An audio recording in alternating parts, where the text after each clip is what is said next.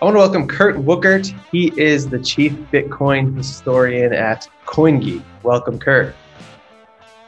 Good to be here. Thanks for having me. No problem. Super excited because there's so much going on in the crypto space. Just everywhere you look, something new is popping up.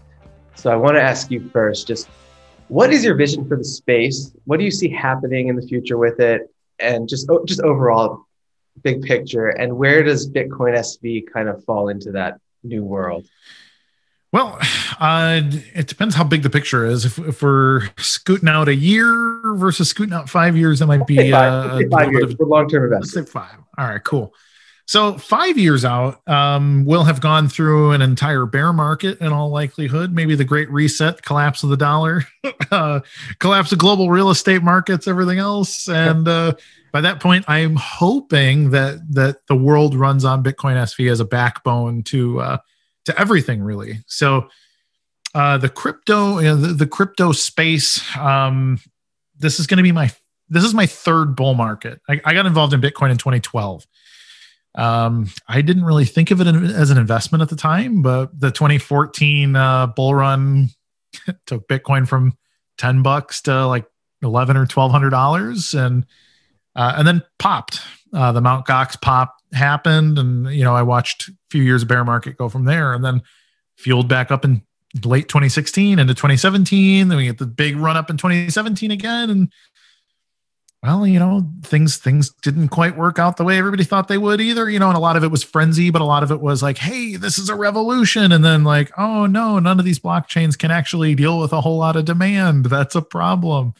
And now we're about 3.5 years after that, and we're in the middle of another big bull run, and a lot of those fundamental problems haven't really changed. We've seen a lot more action on Ethereum, but Ethereum has shown that it also cannot deal with a whole heck of a lot of demand. So it begs the question: what are we doing here?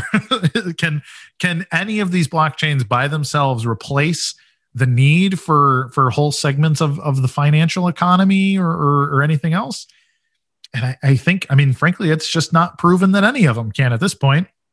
But the reason that I'm bullish on Bitcoin SV specifically is, it is about 3,000 times as flexible, scalable, elastic as Ethereum. But it also does all the same things that Ethereum is capable of, and just for like a few thousandths of the fee. So right now, like if you want DeFi to work for the world, or you want some of these smart contracts, NFTs, some of the other cool stuff out there, and you actually want them to scale, like you want to plan a business that's going to be around in 5 years, like with growth and taking on new customers, new volume.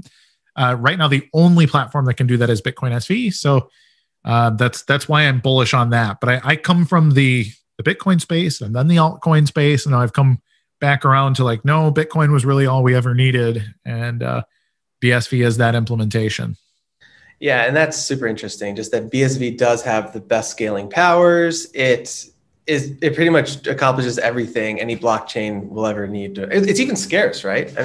Yeah. It has a store value component too. But obviously, there's a lot of noise, and there are a lot of would-be competitors to Bitcoin SV. So I'd love to get your commentary on some of those. And two of them that I've seen pop up are Polygon, which is a scaling solution on Ethereum, and also Internet Computer or Dfinity. Those are both claiming to do what Bitcoin SV can do. So do you have any thoughts on those? Sure. As far as I'm aware, both of those are sort of like tack-ons onto Ethereum. So they require the base layer of Ethereum. They need a proof of work base layer to connect to in order to do anything. And that's cool.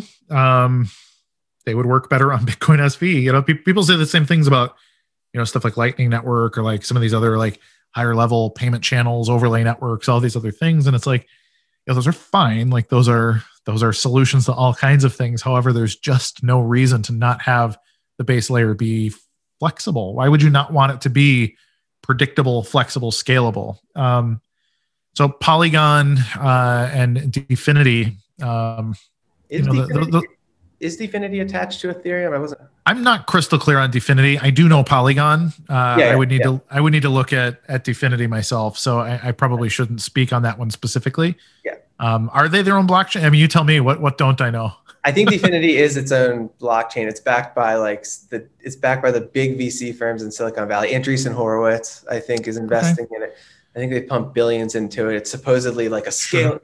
I think their thought is it takes 3 seconds to kind of process a transaction and record it, whereas like Bitcoin takes 10 minutes and Ethereum takes a few minutes or something like that. And we're super fast and we can scale. So it's claiming to do what Bitcoin SV can do. Okay. So, I mean, just on that, so there's a lot of things. I mean, if we go back the last 3 years, there's been a lot of projects that say exactly that. I think a good example would be something like EOS. I believe they have a 1 second block time or something like, or 1.5 second block time. So they claim like, yeah, we can do infinite transactions, and like that's fine. But what people forget is that propagating to the nodes and having zero confirmation speed is just as effective, if not more effective, than having really fast blocks in proof of stake.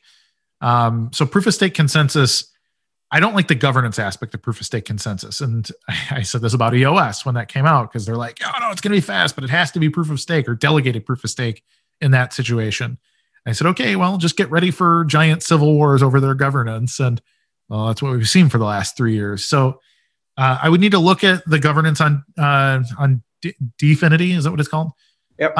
Also, I mean, Andreessen Horowitz, like, sure, you can talk about Mark Andreessen is one of the most important people in the history of tech, and Silicon Valley. I actually kind of think Silicon Valley is a little bit of a negative in the last decade or so. They're very focused on the pivot, the cash out, the sell it all to a bigger thing, like move money into the next. So I don't know that I would necessarily look at Silicon Valley as a feather in your cap, like you would have maybe 20 years ago, and even significantly more 30 years ago, where it was like, hey, we're gonna change the world here. I think Silicon Valley startups now are like 3-year plans at best, and it's typically like get valuations up there, exit, and that's our whole business model. So, but really, like proof of work and having a very good connected center of the network is better, because ultimately the proof of work secures what's happening on the ledger. With proof of stake, whoever has the most stake also has the most growth in stake at every block. And so the king of the network is not the person who's providing value to the network now. It's the person who provided the most value at some point in the past. And they become this insurmountable hierarchical figure. They become a lazy king. In proof of work, as soon as you stop being the most valuable node on the network, somebody replaces you. So everybody has this incentive to keep creating value for the network, or else their network loses value, their holdings lose value, et cetera. So I like those incentives better. And then ultimately, just so the audience knows, so Bitcoin SV is proof of work, and what Ethereum and some of the others are proof of stake, or how does that? Ethereum is currently proof of work, but it is, their roadmap is to move to proof of stake. They claim that they cannot scale with their proof of work, and truly Ethereum can't. So they're right about that. But there's a lot of proof of, most coins now are proof of stake if they create their own blockchain, because there's not that many hashing algorithms available for proof of work. So your old school coins, your Litecoin, Dash, things like that, typically proof of work. A lot of these modern things, you get these people to talk about like, VECHAIN and whatever. There's a lot of delegated proof of stake, and there's a lot of proof of stake coins. And those are ultimately no hash power, very, very, very small hashing power. And they're secured by the holdings of the network. So it's an equity model as opposed to a work model. Okay, no, I'm totally with you, and I think obviously Bitcoin SV does have the best technology, right? So, but then there's But then you have to fight the narratives. So, sure. So like, okay, and could you just go back to Polygon and why being a bolt-on, layer 2 solution isn't as preferable as being like the base chain? Just like with anything else, like if you were to like put really good tires on something and say, hey, this is going to make my car faster, it's like, yes, that's true. Like you might be able to get better track times if you put nicer tires on a Toyota Camry, and that's great. But you would do much better if you put them on a Subaru WRX. Like it's a better base to tack on extra stuff. So something like Polygon, and I'm not an expert here on them specifically, but I understand how these typical scaling solutions work. Like they either utilize in theory, they use things like ZK rollups or their second layer plasma technology. They're creating a side chain or a sub chain, off chain that processes with their own rules, and you can just kind of make your own rules there. It's like a MySQL database, and with that, maybe you can hit 1 million transactions a second, but it's like a tab you've opened up at the bar, and the settlement is still just the credit card swipe at the end of the night. Like you can order 50 drinks, and you don't swipe your card 50 times. You just keep ordering and ordering and ordering. And that's roughly, as I understand it, how something like Polygon works, unless they're completely different than everybody else, and then I'm wrong. Yeah. But I imagine they work much like a lot of these other scaling solutions over the years that we've seen on Ethereum, because that's fundamentally how they want to work. They don't believe that everything should be or can be on chain, and so they come up with a side pot where they can break whatever rules they want, and then you settle the whole pot together at one time. And It's not a bad solution. I mean, I fundamentally think that's a good solution, but why would you not want to be able to just settle more things at the end of the pot too? Like it doesn't change the fact that Ethereum has a very, very, very deeply inefficient and fundamentally broken base layer that just can't compete. So, anything that Polygon creates, if it's a fantastic idea, it can be ported to Bitcoin SV, and then it will work 3,000 times better on Bitcoin SV than it does on Ethereum. So I see what you're saying. So the fact that it's kind of connected to a flawed base layer, and that there's like 2 steps involved, is that going to make fees and just all it adds complexity in a networking environment. You don't ever want to add complexity. I have a cybersecurity background, and for me, if I'm going to attempt to hack somebody, the first thing that I try to figure out about their network is how many interconnected dependencies exist. Like, what are they leaning on? What is the weak point in the connections between their various network tools? Because that's where they break always. It's always when you got to translate something or transmit something. And when you start stacking stuff on top of Ethereum or on top of anything, well, that's your attack vectors. So I would much rather have as few of those as possible. You want the simplest possible network for security, and that's just crucial. This is a basic practice here. Gotcha. So then all the big names like Cardano and Dfinity and just you're saying these are all promises to do something that Bitcoin SV can already do, essentially. Correct. Yeah. Okay. I mean, Cardano's road, as far as last I checked, I actually thought they were good for about 1,000 transactions a second, and somebody corrected me and said, no, they're only good for about 7 transactions a second right now. Their roadmap brings them up to 1,000. And I'm like, well, BSV can do 50,000 a second today for cheaper. So what are we talking about? Right. I think that definitely helps clear up the competition and just kind of the scenario we're seeing right now. So then, my favorite question, what everyone likes to talk about is Craig right, Satoshi Nakamoto, right? You probably can't comment too much on the court cases going on, like the current big one, right? I can a bit, yeah. Okay, great. So what are your thoughts on that? Because there are going to be a lot of skeptics about that. First of all, Craig is Satoshi. For all intents and purposes, I think there's parts of the story that nobody will ever know. Not the least of which because most of the people who know the whole story are probably dead. Guys like Dave Kleiman, for example, was Craig's partner in a whole bunch of things. He was a dear friend of his, and he died in 2013.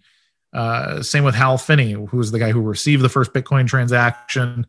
Probably had some private conversations with Satoshi back in the day. Knows some stuff that isn't public. Well, he's not speaking anymore either because he's also in the ground. God rest his soul. Hal was a cool dude. A bunch of conspiracy theorists are going to say, like, why are all these people? Well, Hal had ALS, the Lou Gehrig's disease. So that we saw coming. Hal was going to die young, unfortunately. Dave Kleiman, on the other hand, I would encourage anybody, if you're willing to read a gruesome story, officially his death was due to complications related to, I believe it was MRSA infection, was the official cause of death. But I would encourage everybody to read the public police report. He died in South Florida, I believe in 2013. I don't know why it doesn't sound right in my head right now, but Dave Kleiman died. It's his brother, Ira Kleiman, or his stepbrother, Ira Kleiman, who is suing Craig right now for the keys to the Satoshi fortune, the 1.1 million Bitcoins unsplit, unmoved forever.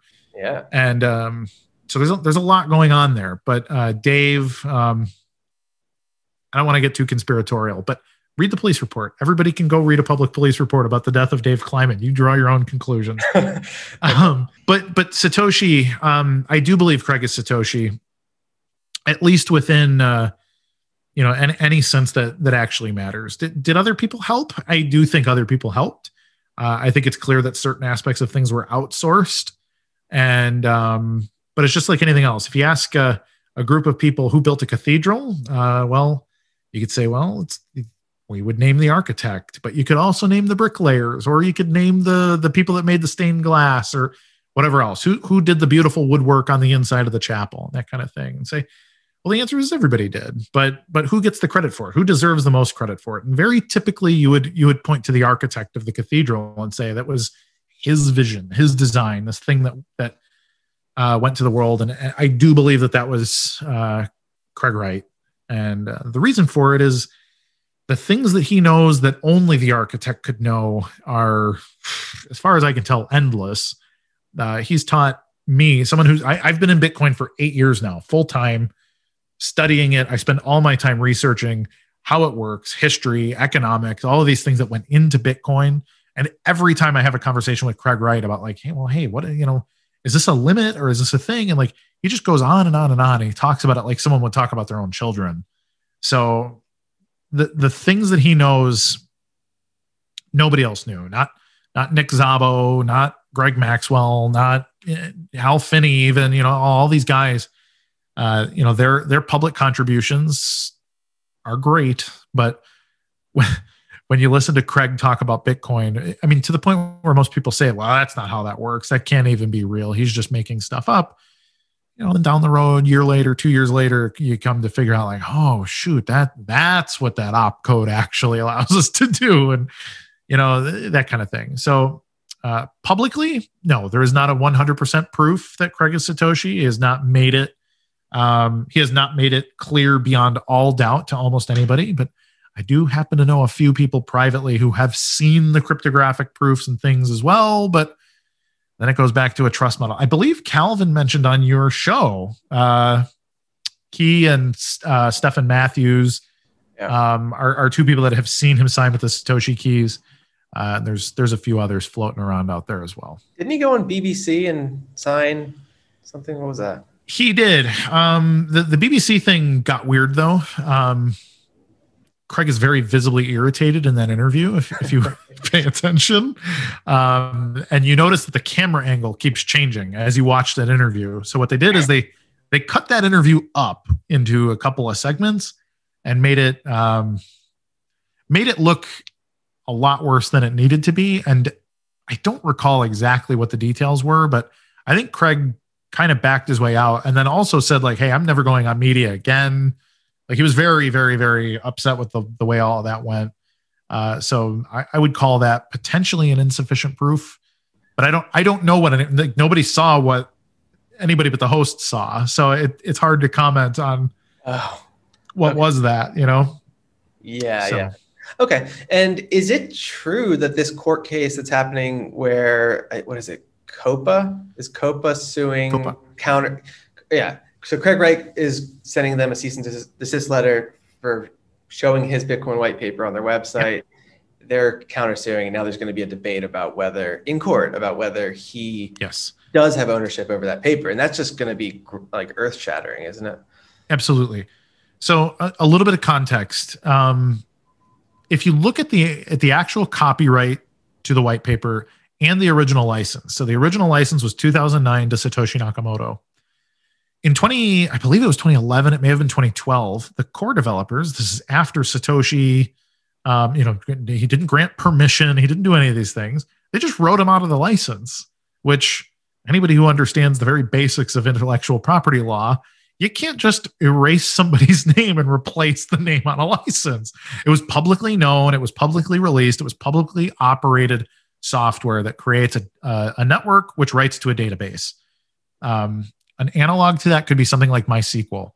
MySQL is an open source, publicly available databasing solution that a lot of people use for their back-end systems at big companies. And if they make a version. You're allowed to fork it. You can fork MySQL and do whatever you want with it, but you can't call it MySQL if you forked it. It's MySQL plus whatever, whatever my company's version is. And you have to be very clear with that. The licensing conventions are well known in that regard. But this was not treated that way in Bitcoin. So Craig, about a year ago, filed a copyright claim on the Bitcoin white paper and claimed it as Satoshi Nakamoto. He said, "I'm Satoshi, and I want to also put my name, Craig Wright, on the copyright." Well, a bunch of people said, "Well, he can't do that. He can't prove he's Satoshi," and blah blah blah. I said, "Okay, sue me." Wow.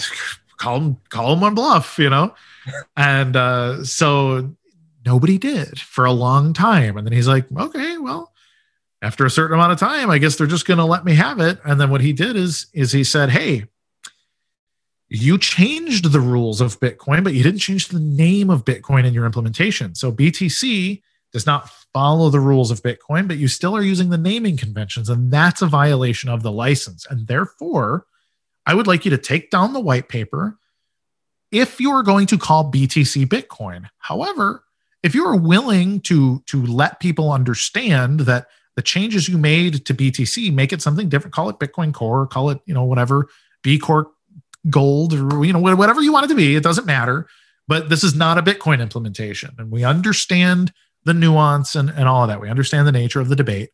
However, as the copyright holder, I don't want you to call BTC Bitcoin anymore. And if you want to fight about it, you can fight me in court. And that's fine."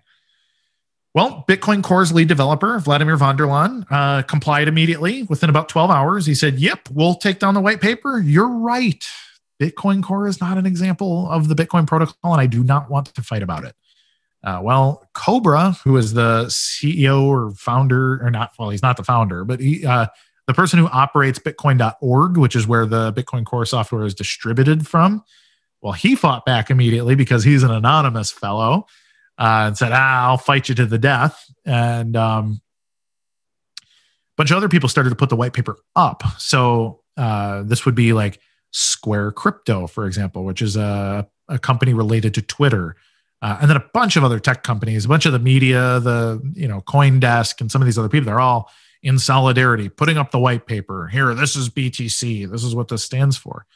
Well, they're all technically violating the copyright of Craig Wright, unless they can prove that Craig Wright isn't the valid copyright holder. And so, interestingly, COPA was not served a cease and desist letter. They were not served a takedown letter, but COPA took it upon themselves to collectively sue Craig Wright. They said, "Hey, we don't think you're Satoshi, and we are going to fight you." To which, the response is, "I didn't tell you to do anything. You're not even you weren't the target here." So COPA's kind of inserting itself into the conversation here, which I find to be a fascinating move, frankly. But ultimately, Craig's been asking for this for a few years. Like, "Hey, bring it to court. I would love to show you more evidence that I'm Satoshi, but I want it to be done in a court setting where it can be audited by professionals and all these things. Like, no social media. I don't want it to be even media because I don't trust them. I want it to be forensics experts. I want it to be the people that are actually skin in the game, legally going to fight for these rights, the people that are developing the various versions of Bitcoin and everything else. And we're going to make a once and for all decision about which one is Bitcoin, who's developing it, who has been honest, and who has been fraudulent in this regard." And I expect it to indeed be one of those case of the century situations as it all plays out. Wow, so he's that confident that he wants all the scrutiny to come on on the argument, and he wants to prove it in court. So he's super confident about it, right? That's how it seems. So you're right. Case of the century, that will just determine so much, I think. Absolutely. Really, I guess, from that, like, I've always kind of not cared who Satoshi is. Like, I think it's funny that, like, I've known Craig for a number of years. Like, we're not like dear friends or anything, but we've had, professional relationship for a number of years. He's always been pleasant to me. He's taught me a lot about Bitcoin. And I mean, he's a genius of a person. So it's phenomenal to get to have conversations with him. But ultimately, I don't care if he's Satoshi, and I never did. I do think he is, but But that doesn't really matter to me, because ultimately the conversation is about whether or not big block Bitcoin works. And that's been something that I've been fighting for since before I ever even knew who Craig Wright was. So like, I didn't know Craig Wright existed when I first started to advocate that Bitcoin should scale on chain, because I wanted it to be digital cash for the world. I wanted people in South Korea to be able to do business the same way that you can do business in South Carolina. I want me and you to be able to send micro payments to each other and create micro commerce based companies and do these tokenizations and on-chain apps and create the opportunities for data sovereignty, like all these things that Bitcoin was created to do and that everybody has been unwilling or unable to work on because we've been involved in this stupid protocol war for years and years. It's been a massive setback. And ultimately, BSV works. It does what the big blockers always said Bitcoin was capable of doing. We've mined blocks that are 630 plus megabytes in size. They settle just fine. 10-minute block times, no big deal. We have big blocks go by all the time on BSV, which is something that just 2 or 3 years ago, we had computer scientists all saying it's impossible. It's not even plausible that that could work. And now it's passe. 30 megabyte block, 50 megabyte block, 100 megabyte block going by just on an average day in Bitcoin SV, just people building blocks, doing commerce. And that's everything from simple payments to social networking, tokenization, smart contracts, streaming video, podcasts on chain, all these different things going on. And to me, that's the exciting part. Like, we have proven that Bitcoin was always capable. And that means a whole lot of things that allows us to do business in the whole world. And that's what I'm excited about. Yeah. So could you rattle off some of the big projects going on BSV, just so people know? Because I think they might think it's this underappreciated token, but there is a lot of action on it. So could you just go through some Absolutely. of that? I think some of the most interesting innovation is being done by people that are completely independent of Craig and Calvin, who the critics will say everything's Craig and Calvin. But if you look at Twetch, Twetch is one of the vanguard products on Bitcoin SV. It's a Twitter-like social network. It also works as a Twitter client. So you can post to Twitter from Twetch, where everything's monetized. Everything's a transaction. They have a built-in NFT marketplace. You can pseudo block people by charging them extra money to reply or post to you. It has AES encrypted end-to-end DMs. It's a kick-ass platform. It's completely independent from Calvin. It's built by a guy named Josh Petty and another dude named Billy Rose and their friend Aaron Burns and a couple other guys that just put it together and built this really cool thing. So I think the easiest way to see that Bitcoin SV works for a bunch of really weird stuff that wouldn't work on any other blockchain, check out Twetch. But then also like guys like Jack Liu built RelayX. RelayX.com is a wallet service. It's a decentralized exchange, like a real decentralized exchange where everything happens up in Bitcoin script. Like there's no other infrastructure. It's a tokenization solution. You can mint your own tokens on BSV using RelayX. So that's a really cool platform. There's the Streamanity video platform, which is also completely independent of Calvin. It works like YouTube, except you can monetize instantly. So you have a YouTube channel, right? Well, how many subscribers do you need to get? And then how many views do you need to get before you start making any money? A lot. And then ultimately you got to, right. You got to accumulate a ton before they'll make a deposit. It could take you years to get, your first $500 out of a YouTube channel. And so that sucks. But with Streamanity, you could post this interview on Streamanity and charge 50 cents or $1 to watch. And you make that 50 cents or $1 the second people watch it. It's an instant payout. Another one of my favorite projects is called Tonic Pow. It's an ads platform. So advertisers can put money in a smart contract and they can say, hey, advertise my money. For every link you send out, I'll pay you a penny or 10 cents or whatever. If you get a conversion goal, maybe we'll give you a $10 bonus. So, you can pre-program all of that into the contract. And all of that works on chain. Everything happens automatically. It's instant pay-per-click. As somebody, I have about 12,000 followers on Twitter. So for me, when I share a Tonic Pow campaign, I can expect to get several hundred pennies just by sending out a thing like, oh, hey, this is cool. This is on Tonic Pow. Maybe it's a new wallet, maybe it's a new app, maybe it's a new game or something. And say, hey, I'm playing this right now, and I'm able to make a few bucks instantly, instant pay-per-click to my wallet. Another cool one is BitPing. If you want to be able to mine some BSV on a little Raspberry Pi, you should set up a BitPing node. What your node does is it will check for IP addresses who are paying BitPing, the company, to make sure that they have perfect uptime. And if their endpoint ever drops off the network, they're given an instant notification that, hey, your website's offline or your node's offline or whatever. And but they use Bitcoin SV as the network on which to overlay the BitPing network in order to give instant payout. So I earn a couple pennies a day running a little BitPing node. And again, one of the things only possible because the fees are 1,000th of a penny and everything else. So they can pay me a penny 50 times a day, and it doesn't really cost them much of anything. And there's a bunch of others. I mean, there's just a ton. There's about 400 independent businesses on BSV right now that are, not just like sub brands of other brands and all of that. So if you count all the sub brands, it's thousands and thousands of different apps and companies and little things that just exist on Bitcoin SV that are just using the unique power and building things that can't be built anywhere else. So it's a vibrant development ecosystem right now. Wow. So that's, if you think about it, like a lot of tokens don't have a big ecosystem around them, but they're still skyrocketing in price. It just shows how potentially undervalued it is. Absolutely. Yeah. So another thing that fascinates me is the metaverse. And obviously you would think that most of these metaverses can be built on BSV. That's probably the only way they're going to work. Yep. But like Decentraland fascinates me, like even as kind of like a long-term investment opportunity. For sure. What do you think of like metaverses like Decentraland? Do you think there's a lot of room for growth there? I do. So I think increasingly digital property ownership, it takes the abstraction away a little bit. Like Bitcoin is digital property.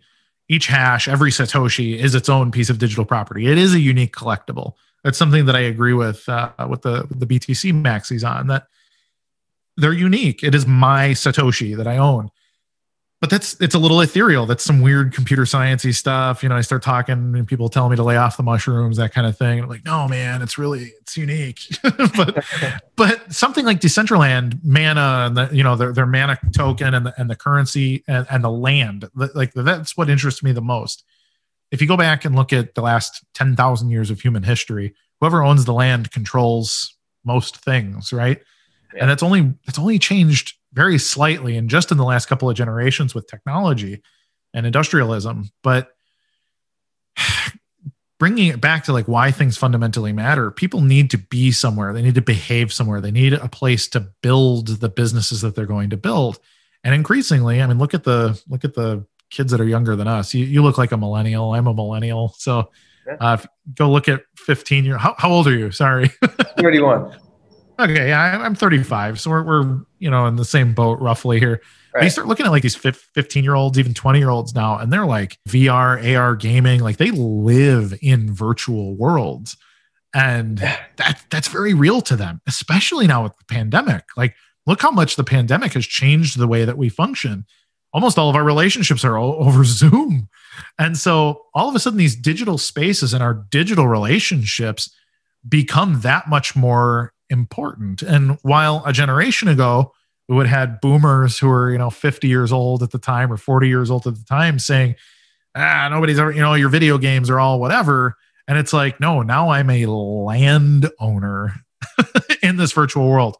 So will Decentraland be an example of that? Maybe not. I know about Decentraland. It was something I thought was really cool a few years ago. I haven't looked at it much lately, but I think that anything related to metaverse stuff is going to be absolutely huge. Even like I like to drive. Driving is like a pleasure of mine. I have a motorcycle. I've got I drive cars. For me to clear my head, I'm like, hey, I'm going out, dear. I'll see you in a couple hours. I'm just gonna get some road behind me. But imagine if I had like road goals and tokens on the road and different things that I could, like all these different things that I could be interacting with digitally, like setting benchmarks and claiming area. Like maybe I'm the first person to drive X amount of time in this, whatever. Just start setting weird goals, weird trophies. If I could have my AR, VR trophies floating around my car that other car nerds could look at and say, ooh, that guy's done like he's driven from coast to coast and he's done all these, like my badges are floating outside my car, like digital floating bumper stickers and that, all of that kind of stuff. Yes, that is the future of basically everything, in my opinion. Exactly. And, obviously the boomer generation, which has most of the money right now, does not see it coming. But like you're saying, the early generations are definitely checking that out. So it will be huge. That brings me to the question, like, do you think physical hard assets are kind of going to be threatened by this? Like, do you think gold itself will maybe not be as big of a deal as Bitcoin in the future because of this shift? Maybe. I think it depends. Like, gold has real utility. People like to talk about like just the collectible, the investor aspect, but gold has a price floor that like cannot be broken. Not the least of which because of its use in technology. Every computer has gold in it. Every iPhone has gold in it. All of this satellite technology, communications everywhere, they've all got gold. All of our electrical signals and circuits are using gold.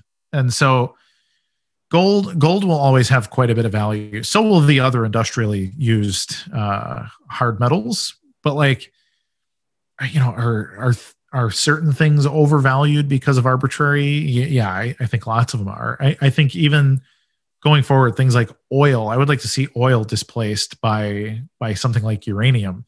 I'm a big believer in nuclear. That I think is very unexplored territory that we got very scared of in the 1950s, and it really fundamentally solves a lot of our problems, our geological stuff, our climate change issues, and all of that are really should be solved by nuclear. I would love to have a little uranium plant in my backyard that just powers my house forever. It cost me 10 grand to put in, but I don't ever have to pay a power bill ever again, And, that kind of thing. I think there is a lot of value there in real things in real life also.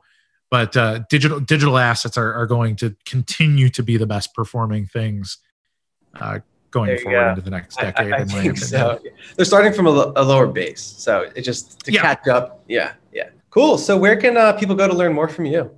All over the place. You can Google my name and find me on every social network. I try everything, but I'm pretty big on Twitter. I'm one of the biggest people on Twitch. I would encourage you to follow me on Twitch. I'm user number 292. There's a little over 50,000 people on the platform now. I got to be a 3-digit user number over there, but also the Coin Geek weekly live stream. I do a live stream every Tuesday at 1:00 Central Standard Time. It's a live Q&A in the troll box. And I'm also an author at coingeek.com. I write at least one editorial a week. And I appreciate the reads from anyone who will digest my content.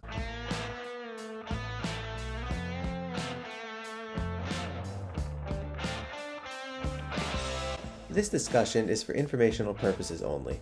Nothing in this discussion should be taken as investment advice. Guests are not compensated for their appearance. Do not base any investment decisions on the information presented.